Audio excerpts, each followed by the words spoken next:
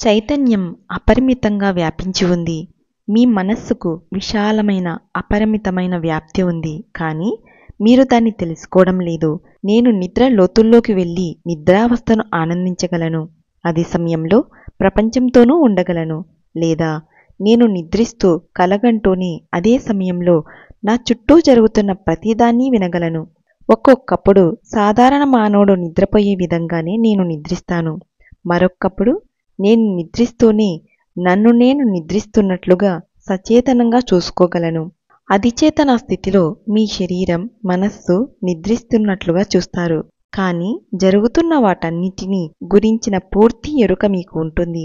మీరు సంకల్పానుసారంగా అధిచేతన స్థితిలోకి వెళ్ళగలిగి సంకల్పానుసారంగా సాధారణ మానసిక స్థితికి తిరిగి రాగల సామర్థ్యాన్ని పెంపొందించుకున్నప్పుడే ఇది సాధ్యమవుతుంది.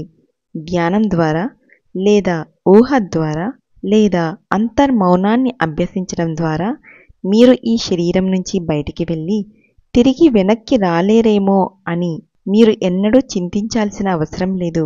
ఆ అభిప్రాయం పూర్తిగా తప్పు. మాయ ప్రవేశపెట్టిన శరీరానికున్న బంధం ఎంత శక్తిమంతమంటే తేలికగా దాన్నుంచి మీరు తప్పించుకోలేరు. మీ సాధారణ జాగృత స్పృహను మీరు పోగొట్టుకున్నప్పటికీ మీ అవచేతన మనస్సు శరీరానికి కట్టుబడి ఉన్నంతకాలం మీరు దాన్ని శాశ్వతంగా విడిచిపెట్టలేరు. Thank you.